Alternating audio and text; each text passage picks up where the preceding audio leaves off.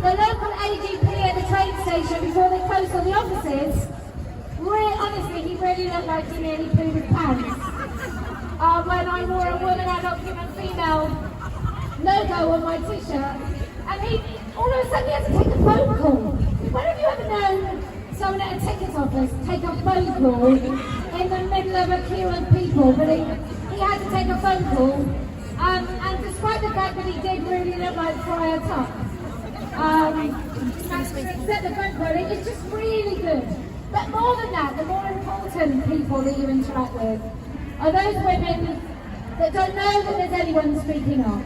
Are those women that feel like they're being gaslit by everyone around them, and that they've got frankly going a little bit insane, and they feel really desperately isolated.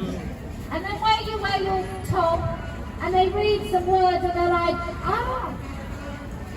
yeah.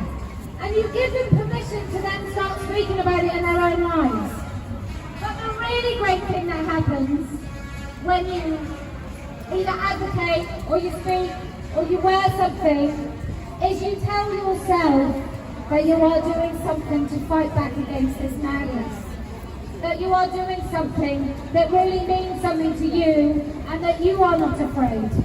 Because actually sometimes the most important conversation, or the most important person to convince, is ourselves, which sounds really wanky. It sounds really silly, but it's true that sometimes you have to live with yourself at night, you have to go to sleep at night with the world and the state that it's in, and you have to ask yourself, what did I do? What am I doing? Am I doing anything to stop this? Or am I just watching it just disintegrate before my very eyes?